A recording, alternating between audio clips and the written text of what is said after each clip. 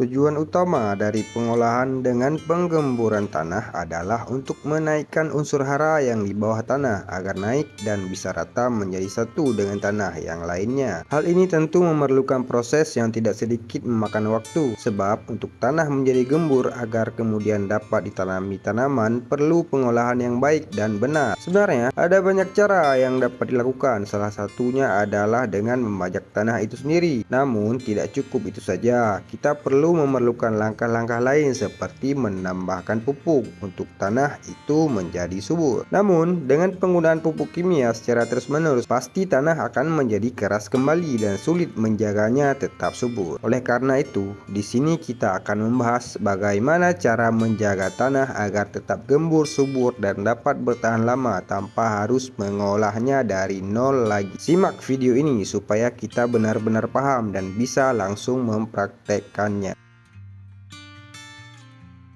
Hal pertama yang harus kita lakukan adalah tentu kurangi penggunaan pupuk kimia dalam bertani, sebab sebagaimana kita tahu penggunaan pupuk kimia secara berkepanjangan akan merusak tanah itu sendiri. Kemudian, untuk menjaga tanah terbebas dari keras dan mengurangi hama serta penyakit lainnya, kita bisa gunakan arang sekam yang mudah kita temui, karena arang sekam adalah limbah pertanian yang memiliki sifat porus, ringan, dan tidak kotor, sehingga sangatlah cukup dapat menahan air. Karena sifatnya tersebut, arang sekam banyak digunakan dalam budidaya tanaman hias maupun tanaman sayuran, terutama hidroponik. Arang sekam memiliki fungsi mengikat logam berat. Selain itu, manfaat arang sekam adalah berfungsi untuk menggemburkan tanah, sehingga bisa mempermudah akar tanaman menyerap unsur hara di dalamnya. Meski begitu, arang sekam masih perlu campuran media lain dalam media tanaman tersebut. Ada dua jenis sekam yang digunakan untuk tanaman hias, yaitu 50% hangus untuk media tanam atau dicampur. Akan tetapi, jenis ini kurang bagus untuk dijadikan media semai bibit. Selain itu, ada pula sekam yang hangus 100%. Jenis arang sekam ini baik untuk media tanam atau campuran, serta semai lantaran lebih steril. Semua tanaman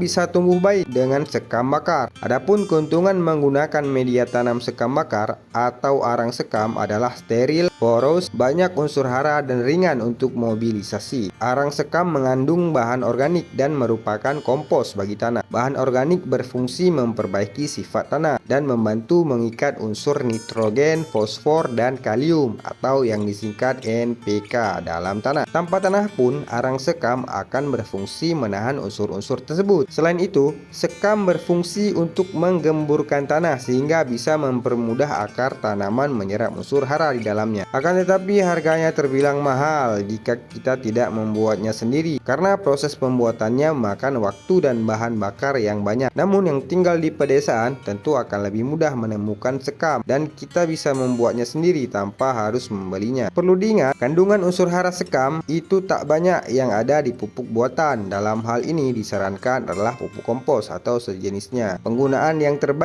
terbaik adalah dengan mencampurkan kompos, misalnya arang sekam dan pupuk kompos dengan intensitas sesuai kebutuhan tanah. Manfaatkan arang sekam untuk meningkatkan unsur hara dalam tanah, juga akan meningkatkan daya serap dan daya ikat tanah terhadap air. Dengan demikian, kelembapan pada akar tanaman akan terjaga dengan baik. Nah, mulai sekarang manfaatkan arang sekam untuk kita jadikan sebagai media menjaga tanah atau media tanam kita tetap gembur dan subur selamanya. Selamat mencoba dan sekian video kali ini.